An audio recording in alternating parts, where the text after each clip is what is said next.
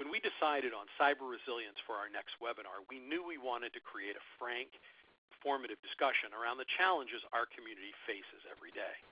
So we put out a call for questions, and you delivered. Hi, I'm Russell Wooldridge, Senior Director of Business Development for DRI International, welcoming you to the latest in our series of webinars.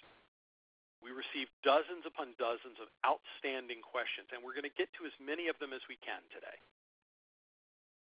Here to answer these questions is Drew Buchanan, CBCP, who has 23 years of experience implementing technical and programmatic controls that reduce business risks.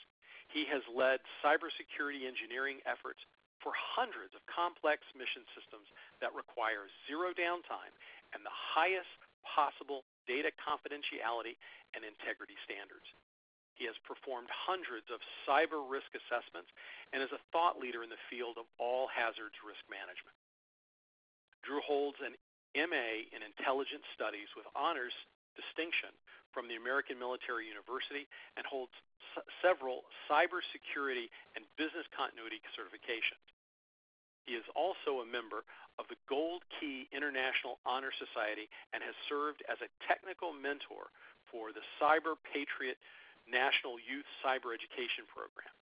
In addition, he has received the Secretary of Defense Award for Excellence for his contributions in the field of risk management. Now, as I said, we received lots of great questions during the registration period, and if you still have some you'd like addressed, you can submit them during the presentation in the box at the lower left side of the screen. Drew will cover them in Drive, our biweekly e-newsletter, when the presentation is made available on our website. In the meantime, welcome, Drew. It's good to have you with us. Thanks, Russell. Glad to be here today and look forward to hearing from the audience and their questions.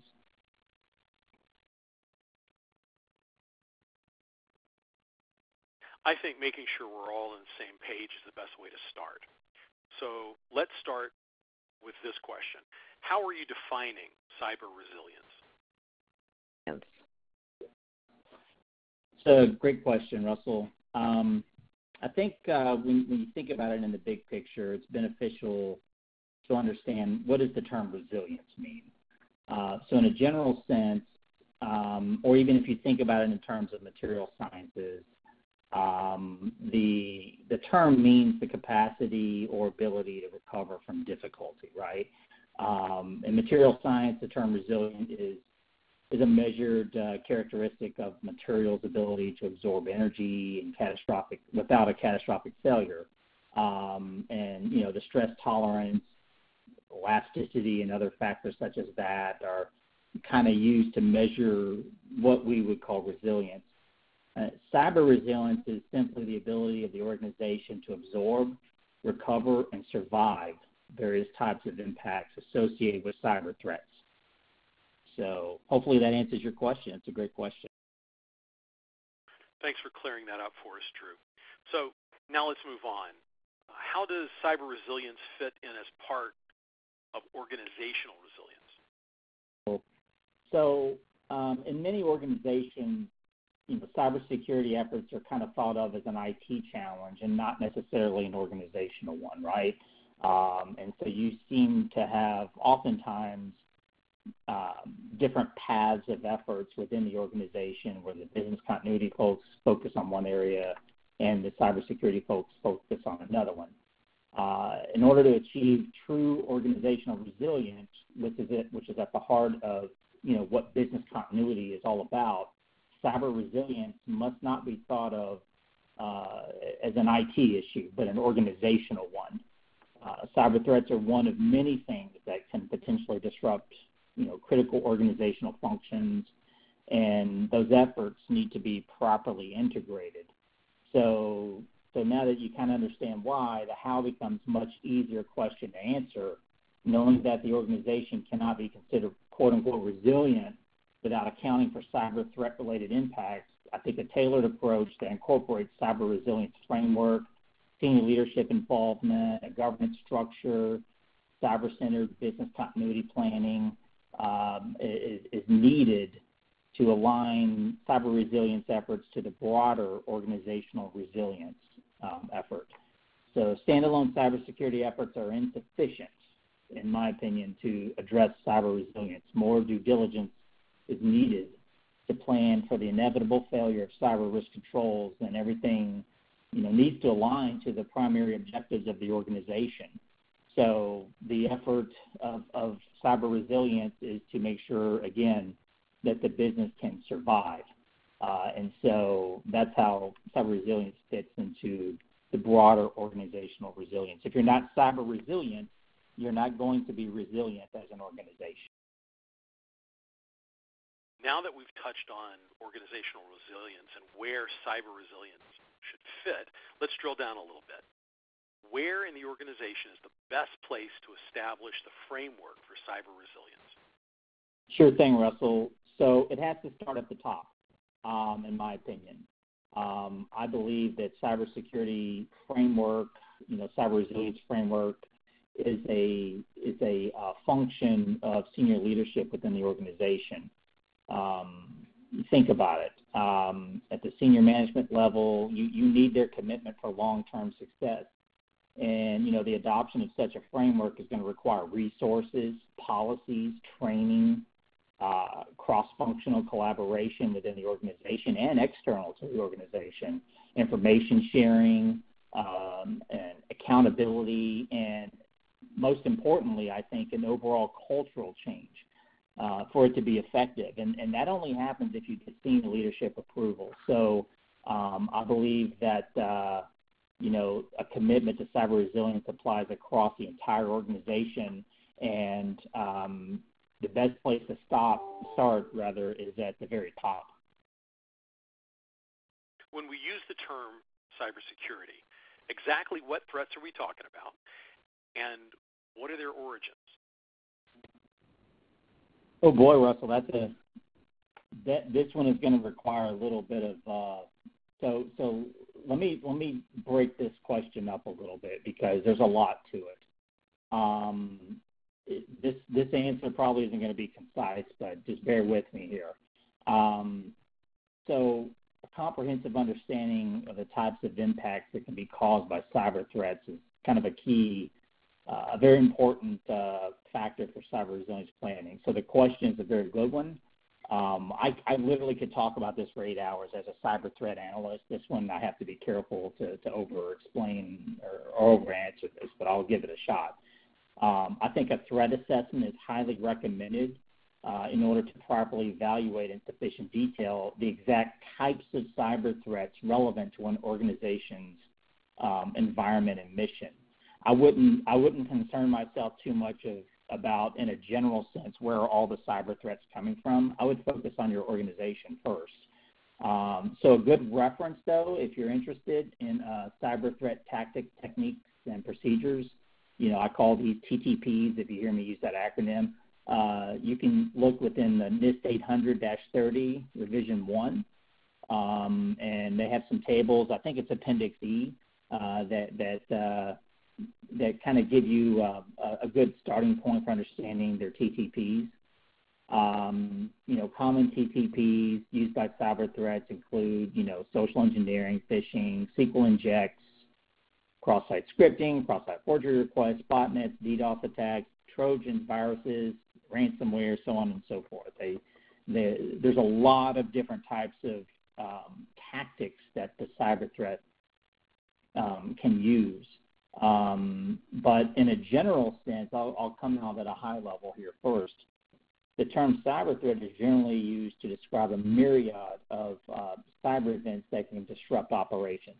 I dislike the term, honestly, because it removes the human element from the equation and kind of makes us think about, mind-numbing and having mind-numbing discussions about, malicious code and attack vectors instead of focusing on attack attribution.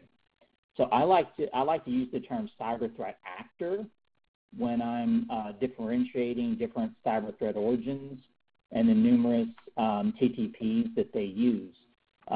So I'll give you some examples.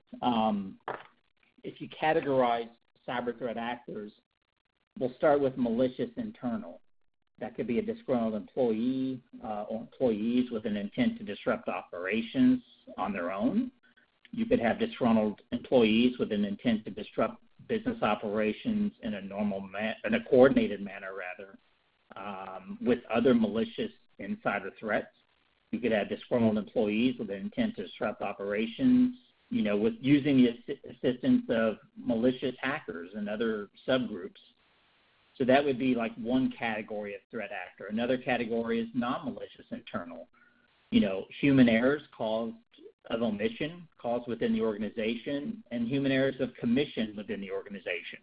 I know some people might disagree with this, but I consider that a very valid cyber threat that we need to account for. You could also have the category of malicious external, the external hacker groups such as, state nation-sponsored hacker groups, cybercrime groups, hacktivists, script kiddies, anyone out there that's trying to, from an external perspective, penetrate your network and gaining unauthorized access. And you also have, non-malicious external.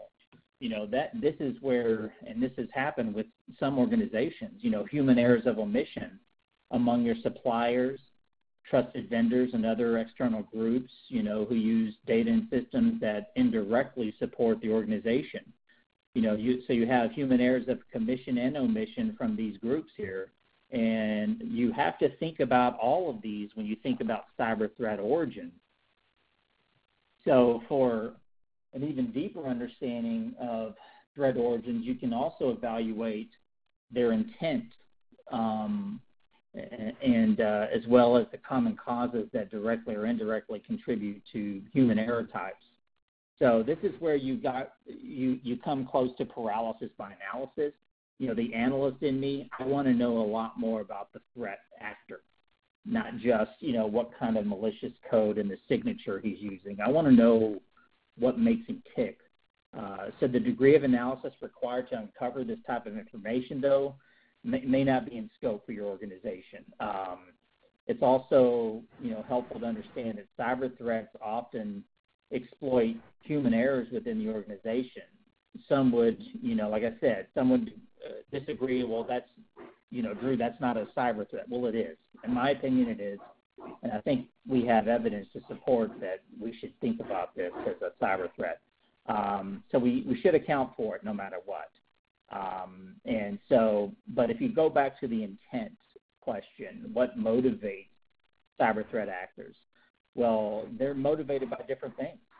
It could be, if you talk about external malicious threats, you have monetary gain. They possibly want to steal trade secrets, identity theft, terrorism, revenge, harming reputations, even in some cases covert operations and military operations.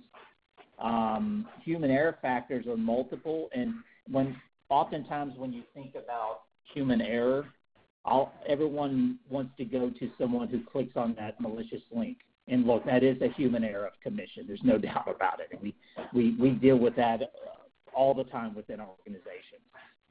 But other kind of common causes of human error that people aren't thinking of is lack of involvement from leadership, unknown risk tolerance levels, lack of understanding of the IT environment. If you don't know what your hardware-software baseline is, and if you lack a defined and secure network boundary, you don't have documentation of your network topology, and you don't understand who has access to your sensitive data stores, then that's an error, a human error. Unnecessary risk in using technology that doesn't align with business operations. Look, we all need technology to support our operations, but you want to make sure that it aligns to your business, and it's not just software and hardware that you don't need. I don't need Xbox, on my software baseline to perform my job function, and that comes standard with a lot of Microsoft loads. So that's something I have to intentionally turn off. failure to do so could result in an exploit. And so that is also a human error. Taking unnecessary risks with technology, ignorance of the cyber threats, poor configuration management practices and patch management, staffing shortages, especially with regard to IT staff. They tend to run on skeleton crews, and if they're working too hard and they don't have enough staff to support operations, then they may be tempted to take shortcuts that could make you vulnerable.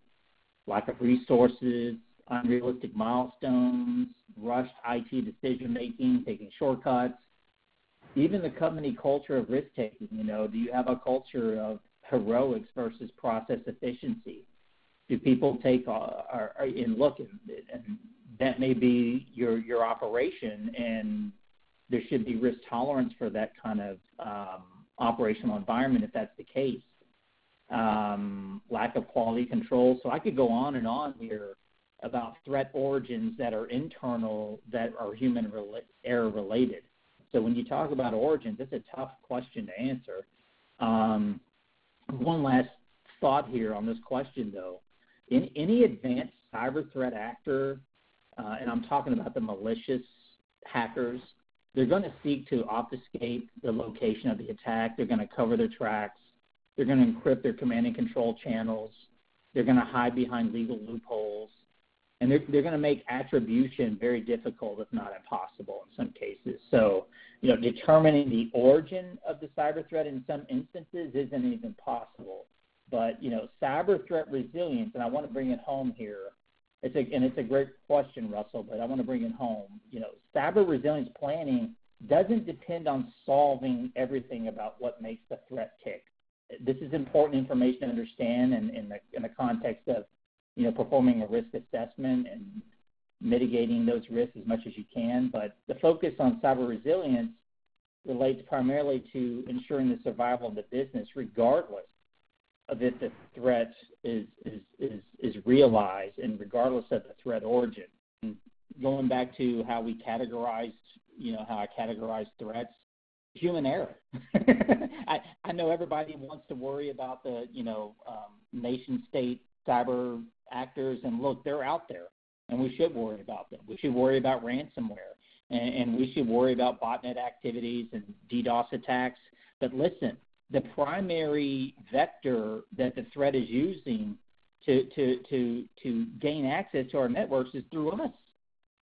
A lot of, if you have effective patch management and you're have somewhat of a security perimeter and you're using all the, best practices, there's still one vulnerability that exists, and that's the human. You can hack the human because I can't patch a human. And so if I can just get one person to click on that link, then I may be able to get a foothold into other resources of the organization. And so I see a trend. It's not just now, but it's going to keep happening. Cyber threats are going to go after us. They're not just going after our networks. So hopefully that answers your question. So we have a couple of questions that came in that I think are related. I'm going to read them both and then let you answer each.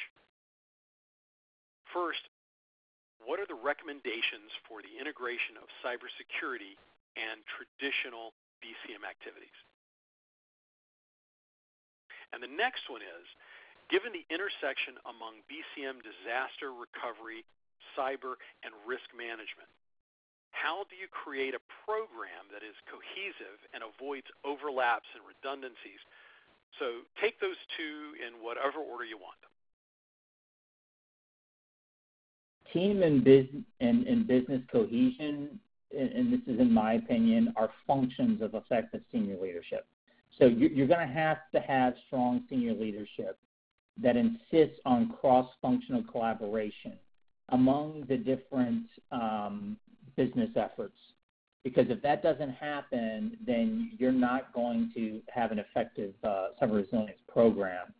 Now, I'm going to push back a little bit on kind of the way that I think the second question was worded. I'm not sure I agree that there's currently overlap and redundancy of effort in most cases. And here's what I mean. From my perspective, each discipline differs in the context and scope of what they're doing. But the lack of collaboration among the disciplines can result in a very, just disjointed and in some cases non-existent even cyber resilience strategy. So it's good to let each discipline do what they do best, but again, strong leadership and effective business continuity management is needed to facilitate that cohesion and collaboration. Now, cybersecurity efforts are critical to operations and reducing the likelihood of cyber events, but they tend to be pre-event centered and often lose sight of organizational missions and business objectives. And I've lived through this. I'm sure I could debate that with our cybersecurity brethren, but that's what I've experienced. And here's what happens. This results in an inevitable "you can't do that" quote unquote culture that forces compliance with risk controls that do not necessarily accommodate the risk tolerance levels of achieving business objectives. So you get into this, well, you can't do that, you can't do that, you can't do that type of business environment instead of, well, what can I do in order to be secure and at the same time achieve my business objectives? So now risk management activities, similar to cybersecurity, tend to be pre-event focused, and they can, if you're not careful, lose sight of the need for contingency planning.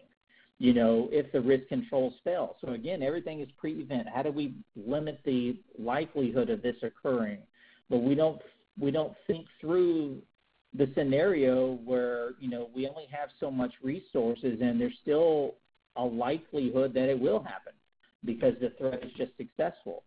And so business continuity management, which should include both disaster recovery and cyber resilience planning, provides the necessary venue for collaboration and intersection. And here's why I say that. It includes a BIA that accounts for the identification of essential functions and critical supporting assets, requires senior leadership support and collaboration across all business units. No one's better at collaborating than a good business continuity manager. It quantifies and qualifies recovery objectives based upon organizational risk tolerance levels and risk capacity. And it has a required context for recovering essential functions for ensuring the organization can survive, even if the cyber security risk controls fail. And notice what I said there, recovery of essential functions. I didn't say recovery of the system.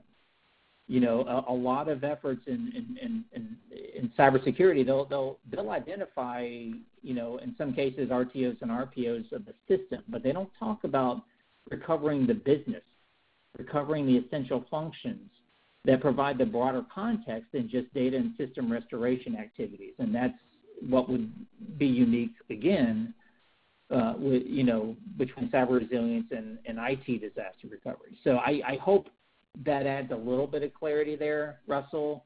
They do tend to intersect in certain instances, but I don't think are redundant. I think they focus on different things and they have a different business context. How do you include supply chain management into a cyber resilience framework? So cyber threats, should always be a key consideration for any supply chain risk management effort. I think at the starting point, you need well-written SLAs that are they can be an effective approach for ensuring suppliers are committed to quality, to reduce the likelihood of human error, incorporating cyber resilience strategies, to reduce their impacts of supplier failure, their commitment to good configuration management, and other types of efforts to reduce the likelihood of the event, but then also, implementing controls to reduce the impact, not just to their own business, but to their customers as well. So, training with the supplier is also an effective strategy for kind of including, the suppliers in your cyber resilience strategy. Maybe you can get them to commit to a cyber resilience framework also, and that could be baked into your SLAs. There is a good resource I recommend, because we could talk a long time on this one. There's some best practice guidance within NIST 800-161. I use that from time to time when deliberating on how to include supply chain management into cyber resilience. There's other good resources out there as well. You try to include them as early and often as possible. And I think the key to all of it, though, is well-written SLAs. Make sure they're detailed enough to kind of force compliance, and make sure that your suppliers are inspected or audited from time to time for that compliance. Just because it's written in the SLA, you shouldn't just let it go. Many of our certified professionals work for small and medium-sized businesses. So what is one thing the SMB market can do more consistently that they aren't doing today to better protect themselves? It's a good question, Russell. So let me start out by answering it like this. There is no one thing. I don't care what it is. There's no silver bullet to cyber resilience, guys. Just get that out of your head. There could be some cost benefit to doing certain risk controls, but you want to focus on a multi-layered approach here to better protect yourself. There's no one size fits all. There's no one thing when it comes to cyber resilience. So let me focus now. Let me shift toward what I think is a meaningful focus on improving your protection. And I think I've spoke to this already a little bit, and I'm just going to get on a soapbox, and I appreciate your patience with this. But I think a healthy focus on reducing human error is desperately needed. And I'm not saying that's going to fix everything, but I think it's a great place to start. Who was it? John McAfee, I think, is quoted, and I could be misquoting him here, but I think he said something to the effect that, social engineering is about 75% of the average hacker's toolkit. And for the most successful hackers, it's around 90% or so. I don't know where he got his statistics from, but I can tell you this. Other peer-reviewed articles also echo this general sentiment about the need for organizations to focus on the reduction of human error at all levels. Many of the TTPs also used by cyber threat actors, actually, they depend on human error of some kind. And this goes, far beyond just phishing and ransomware campaigns, although that's something that, is directly where social engineering tactics directly come from. But, if a hacker can't bypass, again, perimeter defenses, all that is needed is, to perform a client-side attack is to trick someone with privileged access into clicking on a malicious link or doing something they shouldn't do. Humans can be hacked, and that gives the cyber threats an advantage. The problem with human error, though, is much deeper than one end user that's careless. The business environment itself can also, in an unintentional way, contribute to increases in the likelihood of human error. There was an interesting study. I'll try to get you the source for this when we're done here. But the British Royal Navy conducted a study on what the contributing factors for human error were. And the study was interesting. And of course, we have to get into psychology here with cyber. Yeah, I mean, we look at everything, guys. I look at tech guides. I look at even psychologists to try to figure out how to mitigate risk. And so we do what we got to do, right? But the British Royal Navy, this study showed that highly stressed sailors were more likely to suffer an accident in the workplace than, and that stress and the operational tempo are the primary sources for human error. So yes, your IT staff may have failed to implement a patch, and that may have resulted from, a compromise. But what is the environment like? Do you allow time for patch management? Is there time for that due diligence? Are they getting downward pressures from other parts of the organization that kind of limit their ability to follow effective processes? So anyway, I could talk all day about this topic. I think we need to start thinking about human error. Cyber resilience is not just an IT issue. This is an organizational, cultural issue as well. And I would like to see the community think beyond just technical controls and start to understand the end user. The end user, believe it or not, is a critical component to the network. You don't have a network out there without a user. You just have a bunch of IT devices. That end user is part of that network. And the human component has vulnerabilities as well. So if you think about, Russell, that you are an end device that may need to be patched. You may need some training on social engineering and how to detect a phishing campaign, a phishing email.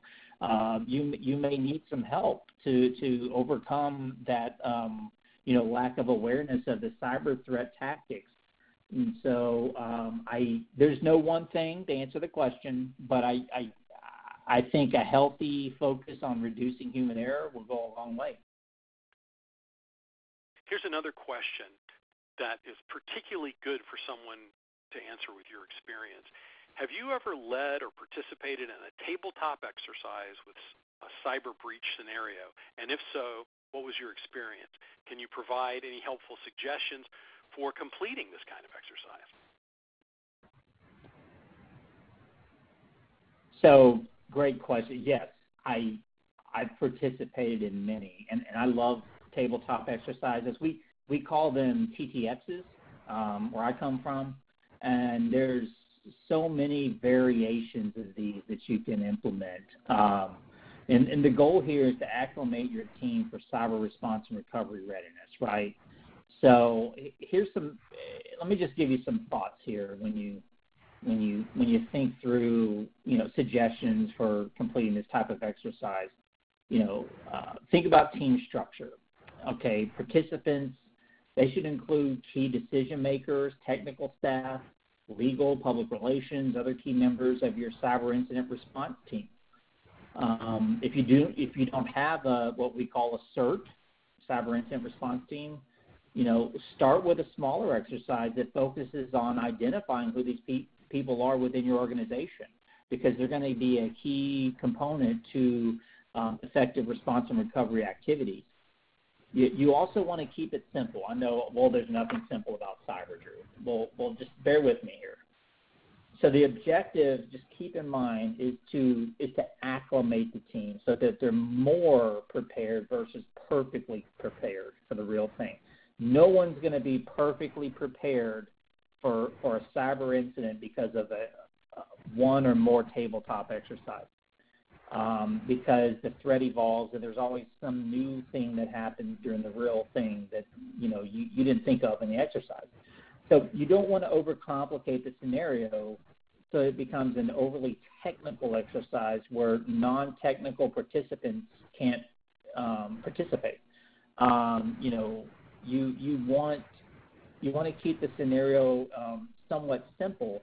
Try to achieve a single objective for improving your level of resilience. Okay, so let's think about this for a second. If you can improve in one area for each tabletop exercise, you are improving the chances of your business survival. An example, for instance, let's just say I pick one scenario, and that scenario is, I want to determine an effective business strategy for minimizing the impact of ransomware. Just let's answer that one question. If you have a scenario like that, for instance, that would allow for participation from senior leadership. That would allow for a broader discussion about from your CERT about, how the business supports the CERT activities and how CERT can align their activities to enabling that strategy.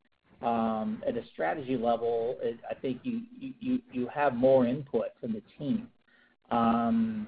You want to keep it short and sweet. Anything more than an hour is probably stretching it for participation.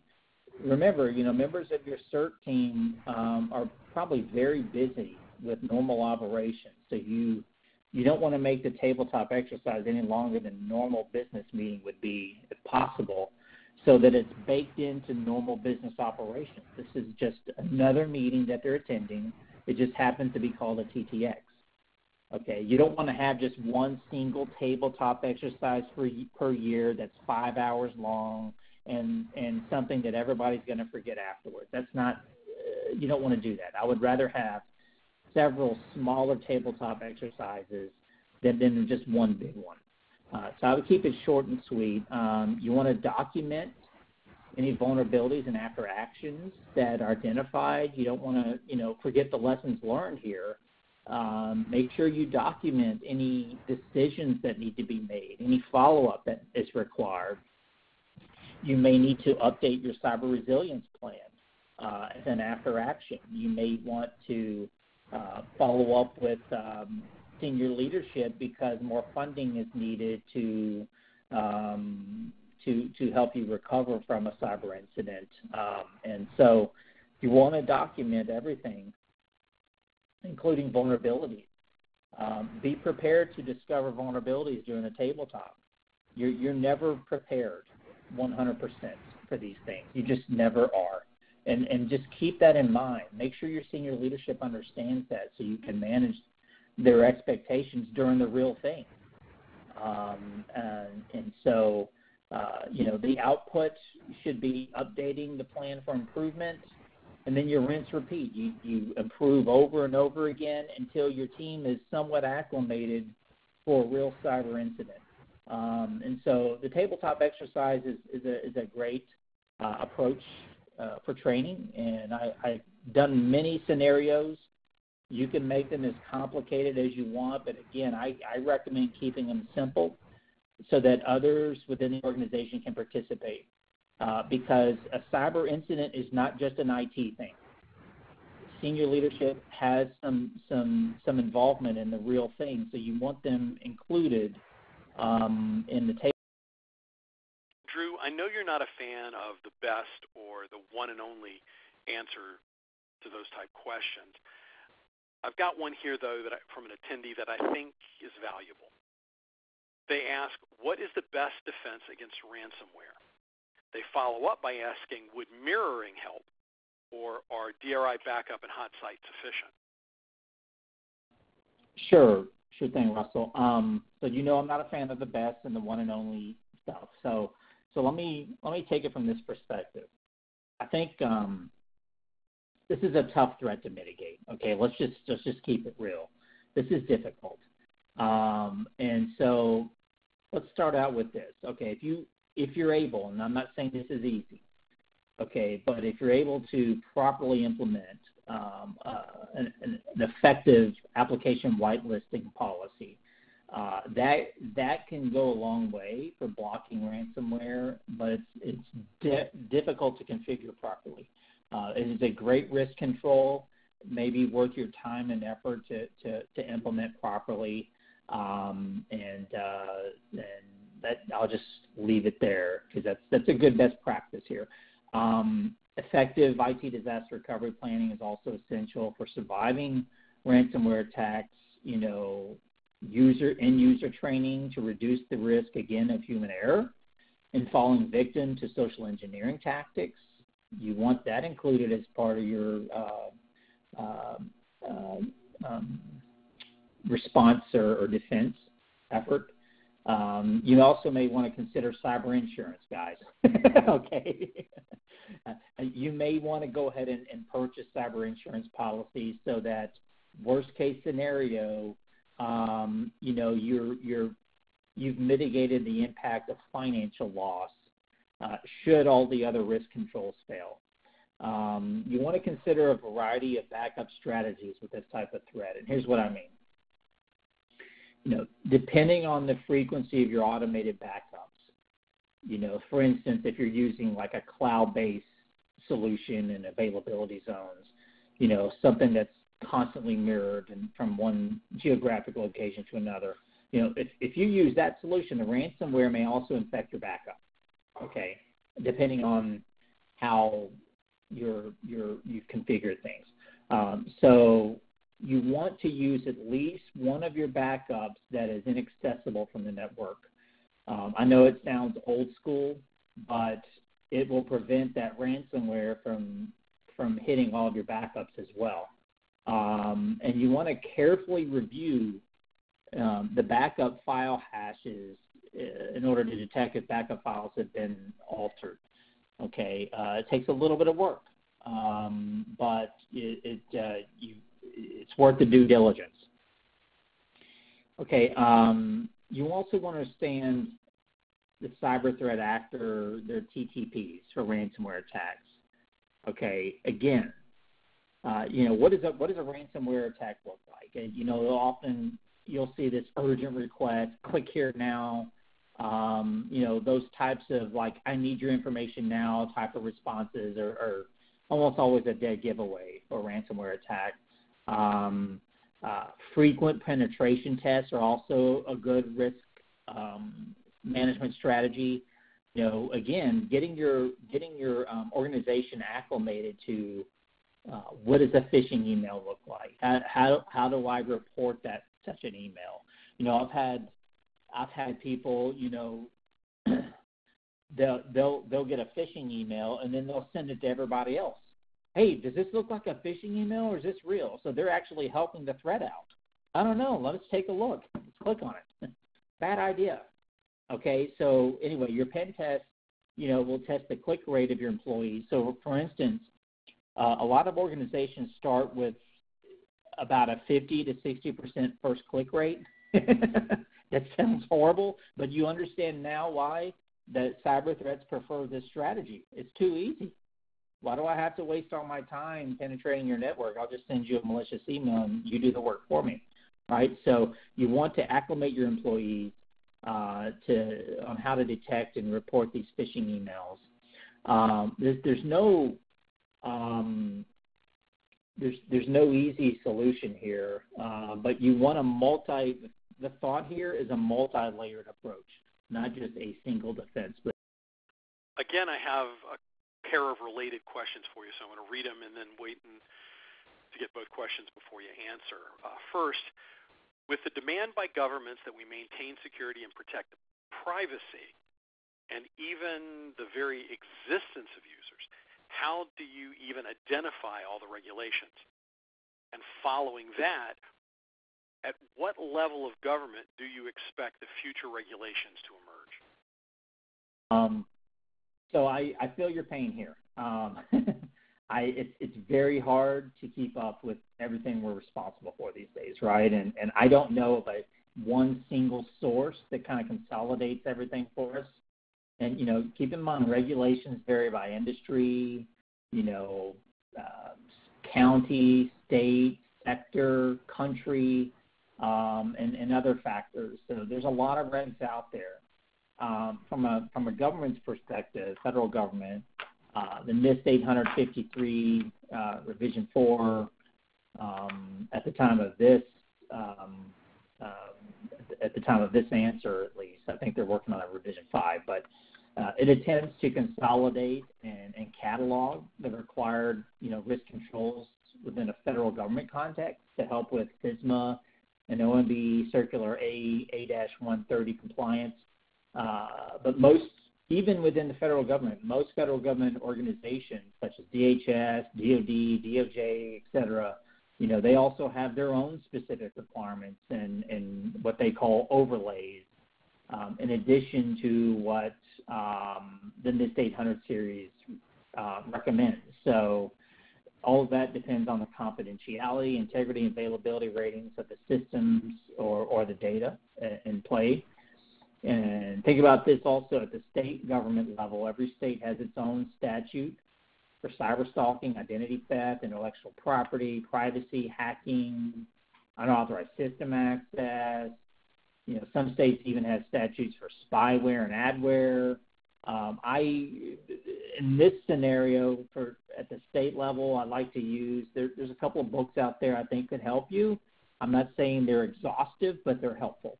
I use a book it's called Computer Crime Investigations and the Law by Chuck Easton and Detective Jeff Taylor. It's a pretty good primer for state law, but there's another book called Cyber Law, the Law of the Internet and Information Technology by Brian Craig. It's another good source. There are many others.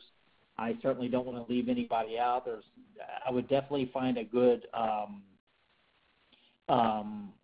book that can help you keep track of state government level legislation. You can work with your state, local government officials also to help you gather this information. The CIS Critical Security Controls Guide is pretty good for prioritizing actions to defend against cyber attacks, and they also attempt to align the controls to different regulatory compliance standards, such as PCI DSS, HIPAA, FFIEC, NERC, and so on and so forth. But keep in mind, though, it's a great resource, but following this guide doesn't equate to full regulatory compliance. Okay, that's not what they're trying to achieve. They're just trying to prioritize the controls, and so you may not be compliant with a reg just because you're following them. So it's not easy. And we haven't even talked about international regulations, GDPR and others. Okay, Georgetown Law Library, other university libraries are great resources for researching international law related to cyberspace. I highly recommend, in order to really answer this question, I recommend you consult with your legal team and you all who may have access to other legal databases to help you. Reach out to your state, local government officials. I don't know what industry you're in and what context this question is asked, but you will, depending on your industry, need to know what regs that you're supposed to follow, not everything you're supposed to follow within a broader context. So I would just narrow it down, focus on what you're responsible for first, and then consult with your legal team and state and local government officials. I hope that'll at least get you closer to understanding, but I don't know of one single source for everything. That would be a great thing to have, wouldn't it, if we could have that. So on the question of future regulations, we can pretty much always count on new ones, right? It seems like each new Congress has a new twist on enhancing cyber security, and so you want to keep an eye on congressional activities, and I'm talking about, as it relates to cyber law and that kind of stuff, because each new Congress tends to trend toward enhancing an old one or creating a new law. And you also want to look at the timing of everything. What tends to happen is each and every time there's a massive cyber attack, there tends to be a new reg somewhere, or an enhancement to an existing one, such as WannaCry when that happened, right? You want to look at the state government level also for them to update their cyberspace statutes in the event of a cyber attack. I expect, the state of Maryland, for instance, to have new legislation. I don't have any intelligence to tell me this. It's just my gut here. Based upon the Baltimore ransomware attack that occurred. Also, you want to be mindful of the GDPR requirements, which were effective May 25th, 2018. As it's pretty new, so we'll see how everything rolls out and see if there's any changes to that as well. But it's a great question. There's always going to be new regs, and we have to stay on top of it. Drew, there is a lot of discussion around protecting the privacy of mobile devices. What kind of threats are there, and how can mobile devices be protected as well as the organization's network integrity? So, many of the same threats that apply to mobile devices that apply to regular network devices also apply to mobile devices.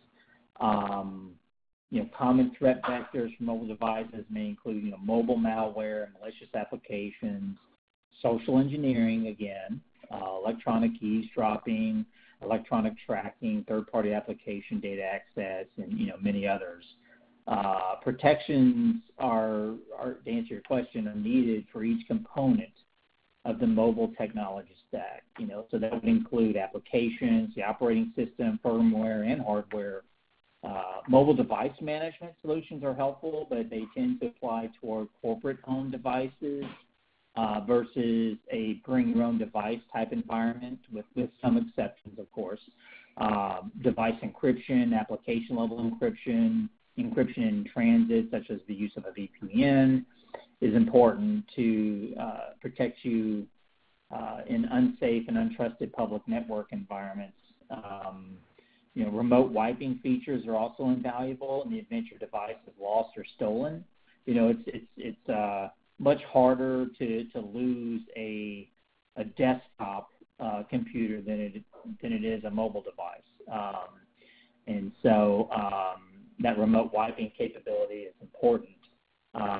Firmware, operating system, and even application patching is also essential to reduce the risk of software bypasses to the embedded operating system architecture.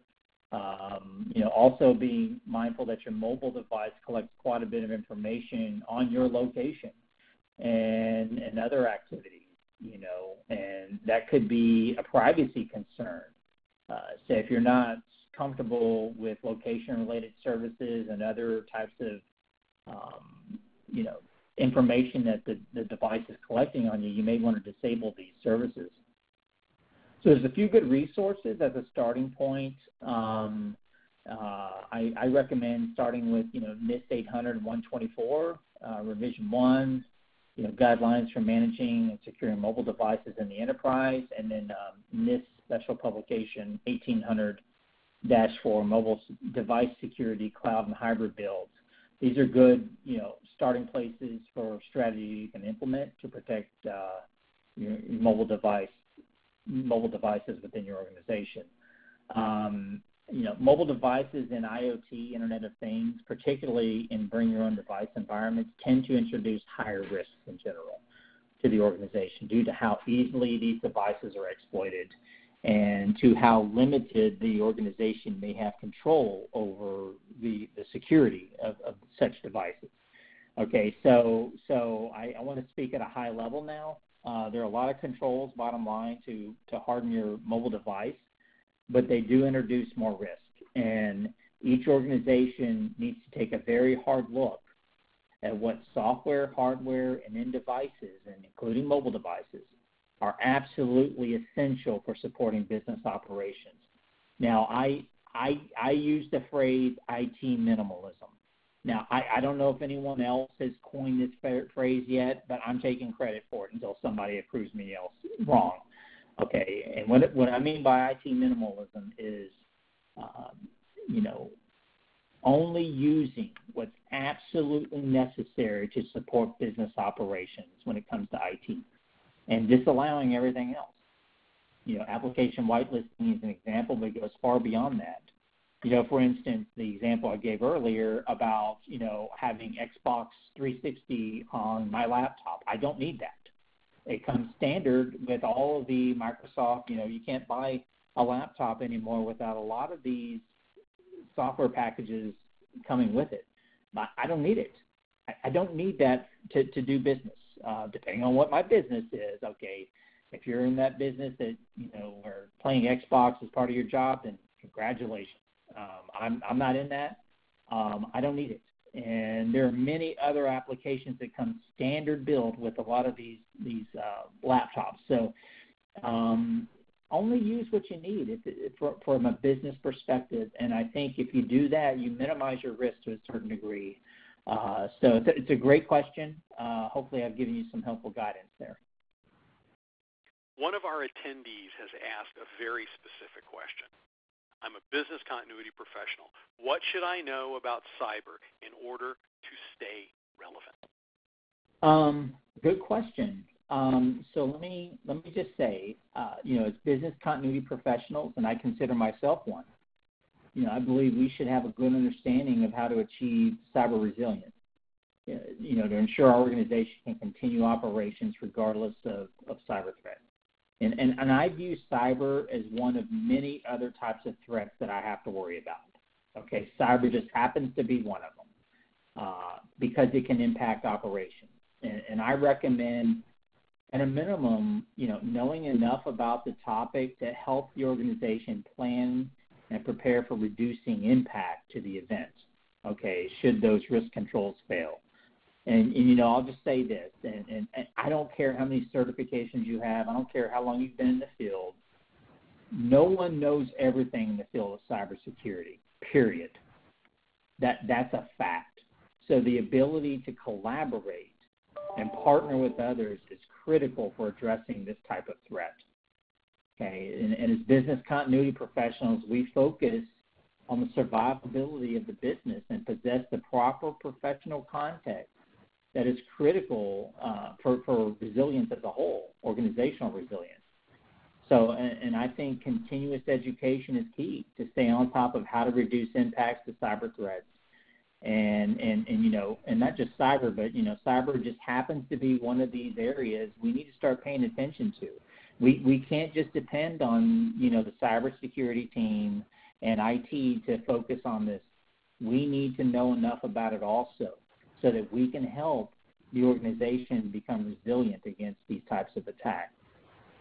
And I'd just like to say that, DRI has seen this need, and there's a growing demand for this type of education. So that's the whole purpose, honestly, behind this course is to educate the business continuity professionals. And of course, the course is open to cybersecurity folks as well on how to become cyber resilient. One last question for you, and I think it's a perfect wrap-up for this conversation. Does anything surprise you anymore? Thanks, Russell. Absolutely, yes. I'm faced with new challenges every day. And many of these challenges, honestly, I feel unprepared to address. And cyber's a very tough topic. And like I said earlier, no one knows everything about it. Don't let them tell you otherwise. This is tough, and there's always new challenges and new surprises. The threat is always evolving. However, I am a U.S. Marine Corps veteran, and I've learned the fine art of, improvising, to do what's needed to address the threat. So, what's, I think, more important than, having answers for everything and being surprised is to be resilient. And I do my best to stay resilient and ready and continuously learn from my mistakes and improve upon those mistakes so I can do better next time. So yes, I'm surprised every day. Thanks for that question. Thanks again, Russell, and everybody for having me. This was a lot of fun. I look forward to seeing y'all in the course. Thank you again, Drew. I think we packed as much into this hour as we possibly could. For those of you in the audience who want to take the next steps in becoming cyber resilient, and if you came to this Q&A, I imagine that's most of you, now's the time to register for our newest course, Cyber Resilience for the Business Continuity Professional. You'll discover how business continuity and cyber security must integrate within every organization using the 5 elements of cyber resilience: prepare, identify, protect, detect, respond, and recover. It will also put you on the path to earning your new credential, Associate Cyber Resilience Professional or Certified Cyber Resilience Professional. The first course in April sold out, and the remaining 3 courses scheduled for this year are filling up fast. But we can also bring this course to you. Contact us to learn more about developing a customized group training experience for your organization. We also have an excellent white paper available, Achieving Cyber Resilience, a Formula for Success. You can download it from the library on our website. Visit drii.org, select Library in the Explore Resources section, and click on the white paper tag for this and other free resources. If you still have questions we didn't cover, give us a call at 866-542-3744. A recording of this and all of our other webinars is posted at drii.org. This webinar has been a production of DRI International, 2019, all rights reserved. Thank you for your attention.